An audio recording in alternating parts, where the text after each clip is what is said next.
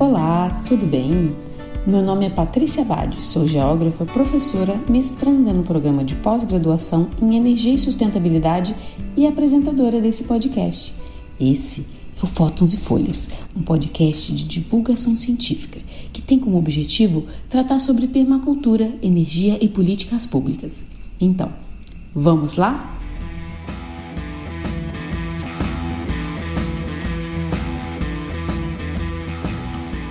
Aqui estamos, compartilhando a história de duas pessoas que se encontraram na década de 1970, uma época de grandes transformações globais, e criaram algo juntas, ecoando o contexto da época.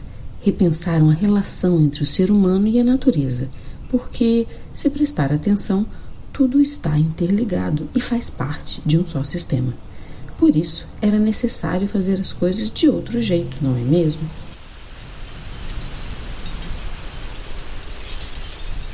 Bill Mollison e David Holmgren se conheceram, criaram a permacultura e publicaram o livro Permaculture One. Bill largou seu emprego na universidade e foi ensinar permacultura pelo mundo, enquanto David foi colocar em prática tudo que os dois escreveram. Criou uma Heliodora, onde pratica e também ensina permacultura junto com sua parceira Sue. Já observamos e estamos começando a interagir. E agora? É preciso continuar na estrada. Nesse momento, precisamos ver como captar e armazenar energia.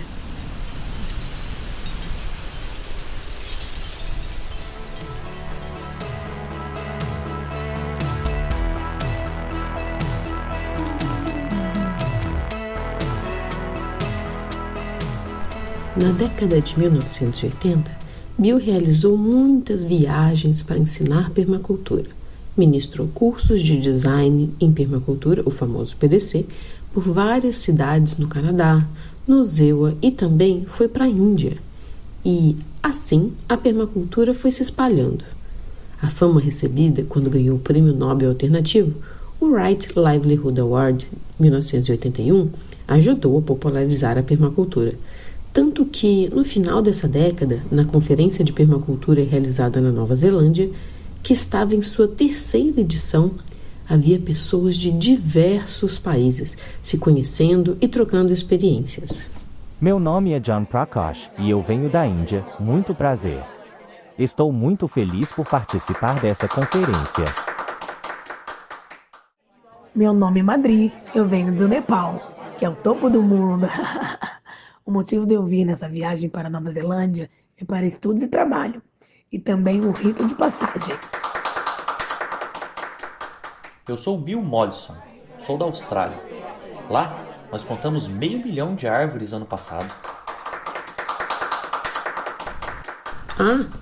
E durante suas viagens pelo mundo, Bill Mollison também visitou o Brasil. Sim, ele esteve no Rio de Janeiro, em 1992, onde participou da Eco 92, uma importante conferência da Organização das Nações Unidas, a ONU. Ele também esteve na cidade de Porto Alegre. Lá, ministrou o primeiro PDC do país todo. A partir desse curso, seus alunos começaram a espalhar a permacultura pelo Brasil, criando institutos, oferecendo formações e implementando práticas de design sustentável. Hoje, algumas ideias da permacultura estão presentes em políticas públicas, como a valorização da agricultura familiar, orgânica e agroflorestas.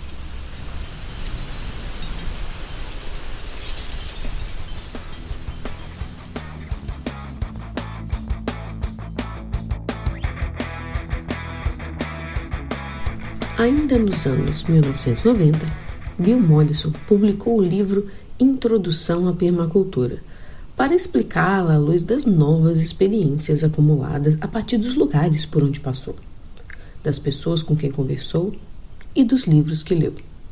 Ele gostava de ler em lugares diferentes a cada vez.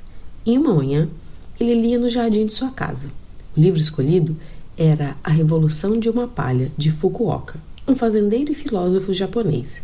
Enquanto lia, ele pensou que, de certa forma, Fukuoka explicava a filosofia da permacultura ainda melhor do que ele jamais havia conseguido explicar antes.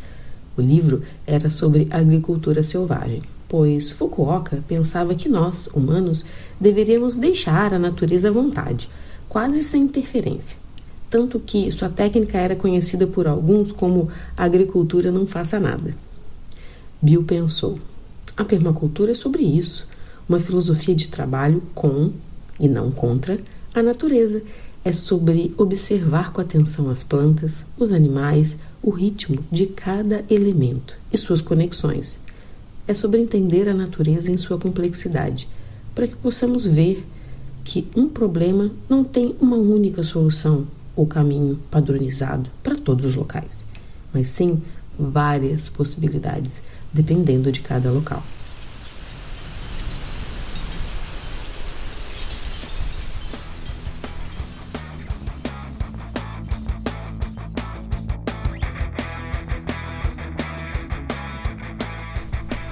Por isso, a chave é observar tudo junto, plantas e animais, porque tudo está conectado, formando um sistema cheio de possibilidades. No livro Introdução à Permacultura, Bill conta que sempre enfatizava nos cursos de PDC, um bom design deve aproveitar as energias naturais do ambiente e combiná-las com as do próprio sistema, criando um ciclo energético sustentável. O objetivo é aproveitar ao máximo a energia que chega. Sol, água, vento, restos de alimentos, esterco, o que for. A ideia é usar essa energia no nível mais alto possível. Depois, reaproveitar no segundo nível, no terceiro e assim por diante. A gente cria paradas estratégicas para essa energia na propriedade antes que ela escape de vez pelo depósito natural. Em outras palavras, uma reciclagem energética eficiente.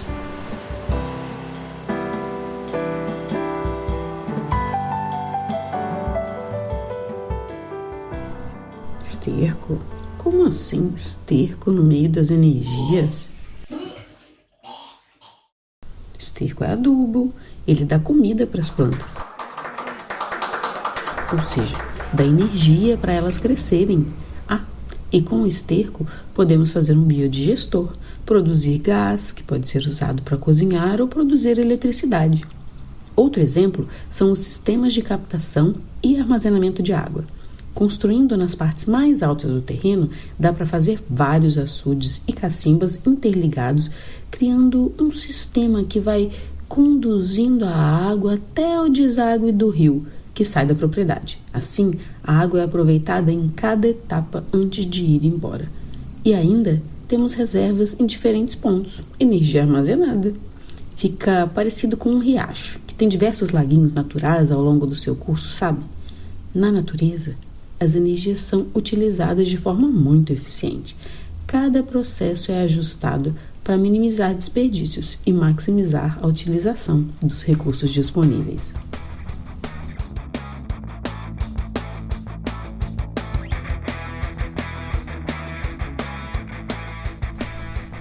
Os seres humanos podem se inspirar nesses padrões naturais e aplicar esse mesmo princípio ao uso de energia.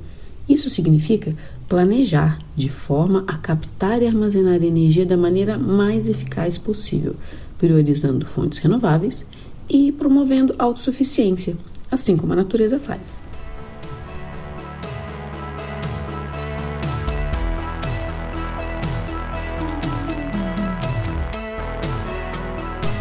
Voltando para a década de 1980 para acompanhar os caminhos de David Holmgren lá na Austrália. O encontramos no processo de trabalho árduo, construindo e desenvolvendo Meliodora, a propriedade que David e sua companheira Sue adquiriram e moram até os dias atuais. Começar uma propriedade do zero, mesmo já tendo alguma experiência de quando desenvolveu técnicas de permacultura na propriedade de sua mãe, não é fácil. Para a construção da casa, ele considerou vários aspectos, além do básico que em geral todos nós buscamos, que é abrigo, conforto e segurança. Ele tinha preocupação com o uso responsável dos recursos e energia da sua casa. Afinal, essa é a proposta da permacultura. ainda mais na zona zero, que é o centro da atividade, e será usada com mais frequência que todo o restante. Olá, aqui é Sue Bennett. Muito prazer. David e eu moramos em Miliodora, que fica em Hepburn, no centro de Victoria. Aqui no sul da Austrália, enfrentamos grandes variações de temperatura ao longo do ano. Por isso, nosso gasto de energia seria bem elevado se a casa tivesse sido construída de maneira tradicional. Oi, aqui é o David. Vou falar um pouco da construção da nossa casa. O que me deixou mais empolgado foram as estratégias construtivas para aproveitar as energias naturais. O uso da climatização passiva, essa ideia de que as casas podem ser aquecidas ou resfriadas, sem necessidade da utilização de aparelhos para isso, é muito boa. O uso de materiais naturais como tijolo de adobe, que tem bom isolamento térmico e faz uma parede resistente que segura bem o telhado, madeira daqui mesmo da propriedade, entre outros materiais. Uma coisa legal foi o armário refrigerado que construímos, onde guardamos frutas, verduras, ovos e outras coisas que não precisam de grande refrigeração. Nós colocamos encanamento que passa por baixo da casa e vem por esse armário, levando para cima, por convecção, o ar frio que está ali em contato com o solo. É uma tecnologia simples, não é uma geladeira, mas nos supre, pois mantém uma temperatura adequada e podemos armazenar muitas coisas ali. Então nós só necessitamos de uma pequena geladeira, para o que realmente precisa, e ela tem sido suficiente para nós através dos anos. E, assim, economizamos energia dos painéis fotovoltaicos.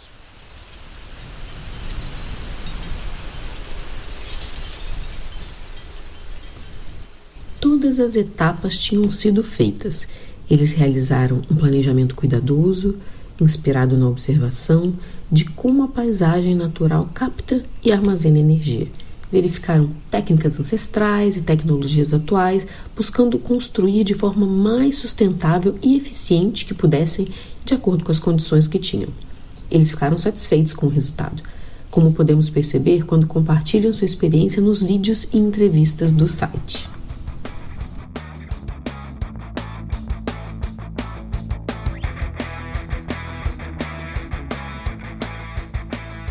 Uma outra preocupação de David Holmgren ao construir Miliodora foi a prevenção de incêndios florestais. Na Austrália, já ocorreram episódios muito tristes de queimadas devastadoras. Após uma delas, em 1983, David começou um projeto sobre a reconstrução de uma propriedade destruída por incêndios nas montanhas Dandenong, em Victoria. Em 1991, ele publicou o livro resultante das pesquisas para o projeto, The Flywire House, A Case Study in Design Against Bushfire, com a arquiteta Maggie Fouke. Nesse livro, ele traz um planejamento permacultural para construir uma casa segura contra incêndios. O livro foi usado pelo Departamento de Planejamento para exibições itinerantes em regiões afetadas por incêndios florestais. Interessante salientar que, em sua reimpressão, ele conta com um novo prefácio, que analisa seu conteúdo no contexto dos devastadores incêndios florestais de outro episódio muito triste, o Sábado Negro, de 2009, em Victoria, Austrália, que foi uma série de incêndios florestais após uma onda de calor no país.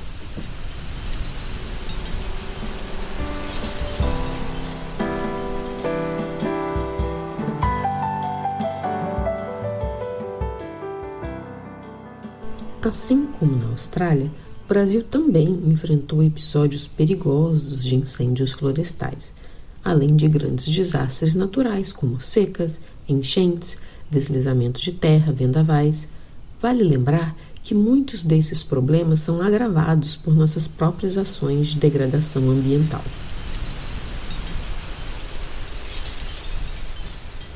Quando o sistema está em equilíbrio, provavelmente não faltará nada, porque tudo fluirá em abundância. Se o local está em equilíbrio, ele supre o que precisa, faz o ciclo completo. Olha só o ciclo da água, por exemplo. A água evapora de rios, lagos, etc., ou é transpirada por animais e plantas. Depois, ela condensa, forma nuvens, vira chuva e precipita. Parte dessa água se infiltra no solo, reabastecendo reservas subterrâneas ou indo direto para os rios. Dependendo do clima e do lugar, outra parte congela e reabastece as reservas de gelo. E aí o ciclo recomeça, redondo, tudo funcionando. Agora, imagine que você é um político da sua cidade, responsável por fazer as coisas funcionarem direitinho. Você quer deixar a cidade bonita, ruas asfaltadas, calçadas cimentadas, tudo bem arrumadinho. Porém, olha só o cenário à sua volta. Cimento para todo lado. Casas e prédios sem jardim na frente, nem nos fundos, nem árvore nas calçadas. Praça arborizada? Quase não tem. Aí vem uma daquelas tempestades que chove um mundo inteiro de água em pouco tempo. E o que acontece? A água cai rápido demais, o sistema não dá conta e vira um caos. Ela não infiltra no solo, não recarrega as reservas subterrâneas e nem vai parar nos rios. Tudo porque o solo da cidade foi completamente impermeabilizado. Resultado, enchentes para todo lado. A cidade para.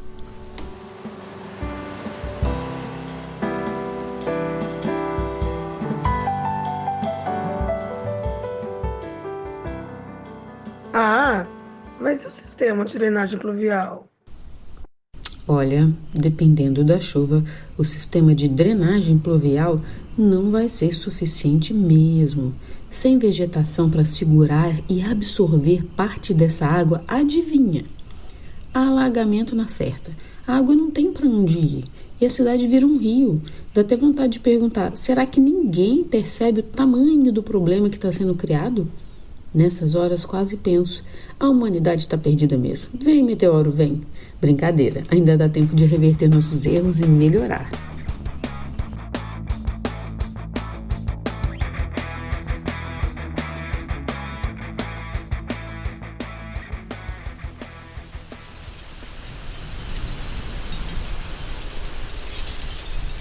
No seu livro, Introdução à Permacultura, Bill Mollison explica que quando as necessidades de um sistema não são supridas dentro dele, nós pagamos o preço em consumo de energia e poluição.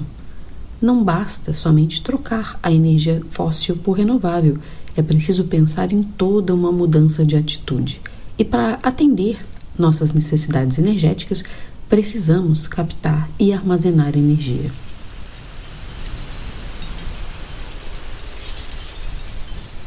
E o que é capte e armazene energia? Para entender o que é capte e armazene energia, é necessário compreender que não é só trocar o uso de combustíveis fósseis por energias renováveis. É preciso enxergar a energia presente em tudo o que utilizamos e buscar maneiras mais inteligentes de aproveitá-la. Isso inclui observar e imitar a natureza, que utiliza a energia de forma eficiente e a armazena em paisagens, microbacias, florestas, entre outros locais.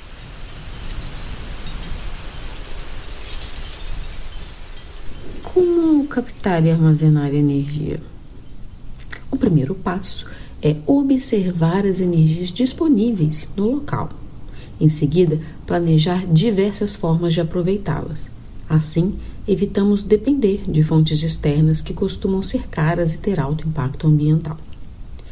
Temos o sol, que fornece energia que pode ser usada de muitas formas. Nos painéis fotovoltaicos, para eletricidade, nos sistemas de aquecimento solar de água. Com um planejamento eficiente, para posicionar os cômodos, podemos aproveitar sua luz e ainda construir estufas integradas para armazenar calor. A água, já falamos um pouco dela, mas outra forma de aproveitá-la seria usando a energia da gravidade, com um carneiro hidráulico. É possível mover e bombear a água para dentro de casa sem depender de energia elétrica. Para quem tem um curso de água no terreno, dá até para instalar uma microcentral hidrelétrica também. O vento pode ser aproveitado para produzir eletricidade com a energia eólica e para resfriamento do ambiente com a ventilação cruzada, o posicionamento de portas e janelas da casa. Os resíduos de alimentos e dejetos podem ser usados para compostagem, produção de adubo ou um biodigestor para produção de gás de cozinha ou eletricidade.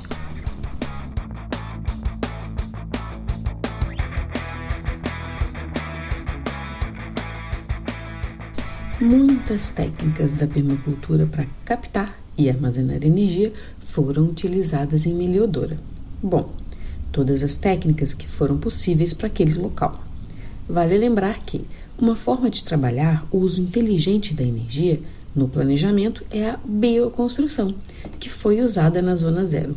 Algumas das técnicas mais conhecidas de bioconstrução são telhados verdes, pau a pique ou taipa de mão, cobre, modelagem com uma massa de terra e palha, adobe, tijolos de barro cru, superadobe, hiperadobe, terra ensacada, diferindo um do outro pelo tipo de saco e espessura da parede, taipa de pilão, terra compactada num molde em camadas até a altura desejada, tijolo de solo cimento, tijolo de barro cru e pequena porcentagem de cimento.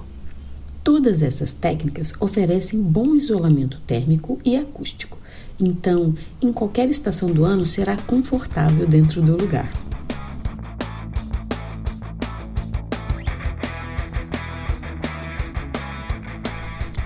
Já falamos um pouco sobre a casa, onde moram Sue e David, mas, além dela, existem mais 2 casas na propriedade.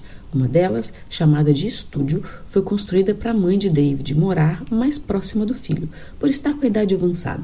E a outra é a casa onde mora Brenna Kinlan, ilustradora de livros. A casa é conhecida como a Casa de Chá, por ser uma tiny house, uma pequena casa estilo japonês. Eu gosto bastante de morar aqui. Essa casa é confortável, cheia de luz natural e com aquele ventinho gostoso circulando, sem precisar depender tanto da energia elétrica. Ela usa vários materiais naturais, como a madeira, que é abundante aqui na região. Usa também algumas técnicas que economizam energia, desde a obra até o dia a dia, como o fogão a lenha que, além de cozinhar, deixa a casa quentinha. E ele tem canos de cobre passando atrás, para aquecer a água e mandar para um tanque, tipo uma caixa de água, e usarmos no banho. Na época do frio, isso ajuda bastante. Na casa principal tem uma estufa junto à parede, o que ajuda a segurar o calor do sol e deixa tudo mais aconchegante. Mas como aqui é bem pequeno, não tem necessidade. Em climas quentes ou no verão, uma das coisas que podemos fazer para melhorar o conforto térmico é plantar umas árvores estratégicas ao redor da casa para sombra e frescor. Dá para aproveitar o ar frio debaixo da casa e fazer um armário refrigerado, como o da casa do Holmgren. Treliças também ajudam a barrar o sol direto.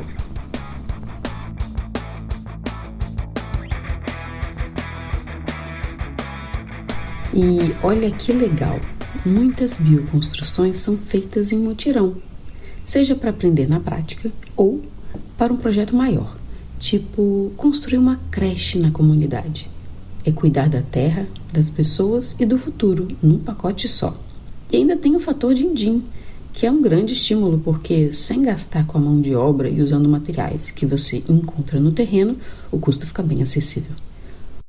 Olha a oportunidade aí, vamos botar um selo Procel Edifica, ou, se for financiado pela Caixa, selo Caixa Azul. Vamos promover as práticas.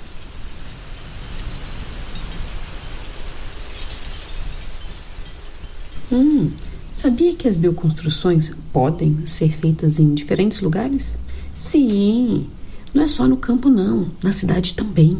Inclusive, tecnologias como o telhado verde ajudam muito em climas super quentes, como o do Rio de Janeiro, por exemplo, onde o projeto Teto Verde Favela usa a natureza para refrescar casas nas comunidades. É um tipo mais leve de telhado verde, com plantas adaptadas ao calor de 41 graus do Rio. E funciona muito bem.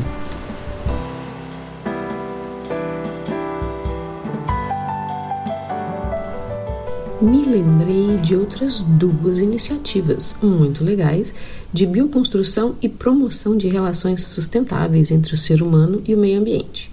A Escoescola, no Uruguai, e a Cidade Escola Aini, em Guaporé, Rio Grande do Sul. A Escoescola é uma escola pública que fica na região costeira do Uruguai, na pequena cidade de Jauregui. Ela foi criada em 2016 e foi a primeira escola 100% autossustentável da América Latina. Já a cidade escola Aini, mais recente, de cerca de 2020 aqui no Brasil, é uma escola particular situada na pequena cidade de Guaporé, Rio Grande do Sul.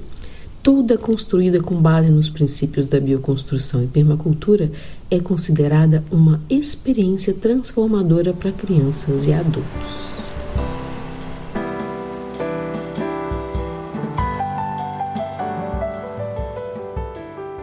Essas técnicas, usadas na casa do Holmgren, no Brasil, são conhecidas por bioconstrução. Em outros lugares, podem ser chamadas de construção solar passiva, climatização passiva ou estratégias bioclimáticas. Aqui no nosso país, essas ideias ainda estão engatinhando na construção civil. Já temos arquitetos trabalhando com a bioconstrução, mas ainda são poucos. Em geral, são os institutos de permacultura que oferecem cursos para quem quer meter a mão na massa e construir suas próprias casas. Também tem alguns canais do YouTube que já divulgam essas possibilidades. Nesse episódio, apresentamos energias possíveis de serem produzidas e de serem economizadas, sempre em equilíbrio com o meio ambiente. Conversamos sobre bioconstrução e te demos mais um motivo para divulgar essas técnicas, para que mais pessoas possam conhecê-las e, quem sabe, utilizá-las.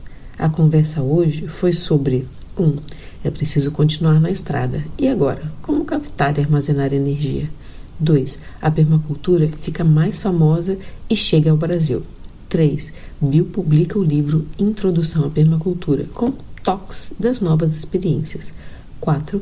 David Holmgren constrói sua casa com a bioconstrução.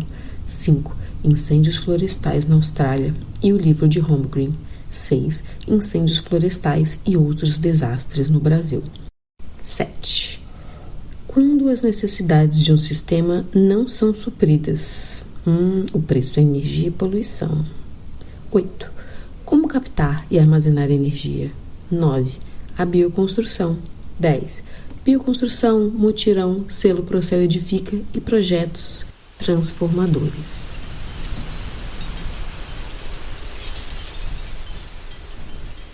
Quando fazemos nosso planejamento, precisamos considerar diversos tipos de energia. Antes de sair correndo atrás de soluções mirabolantes, dê uma boa olhada no que o lugar já oferece. A ideia é integrar energias renováveis, como solar, eólica e biomassa, e otimizar o design das construções para captar e conservar essas energias de forma eficiente. Desse modo, podemos reduzir custos, minimizar os impactos ambientais, melhor dos dois mundos, né?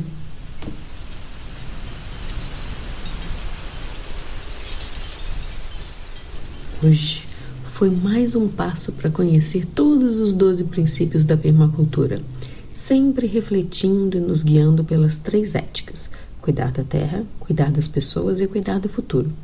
Porque não é só sobre uma coisa separada da outra, é sobre tudo junto e misturado.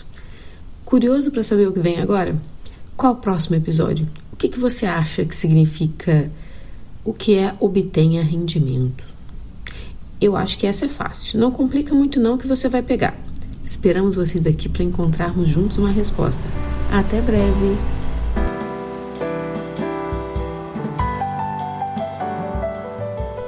Fótons e Folhas é um podcast narrativo com 3 episódios, idealizado e realizado por Patrícia Abad, Kátia Madruga e Mônica Knepker, com o apoio do Grupo de Estudos em Educação e Divulgação Científicas GEDIC, do IFSC Campus Araranguá, cujas reuniões e seus debates ajudaram na criação dos roteiros narrativos. O podcast é realizado como parte da dissertação de mestrado de Patrícia Abad para o Programa de Pós-Graduação em Energia e Sustentabilidade da UFSC Campus Araranguá. Obtenha mais informações nos sites ppges.ufsc.br e instagram.com/ppges.ufsc sobre o PPGES e no permacultura.ufsc.br sobre permacultura. As pesquisas, entrevistas e roteiros são da Patrícia Abad, Kátia Madruga e Mônica Knepker. A produção, apresentação e edição são da Patrícia Abad.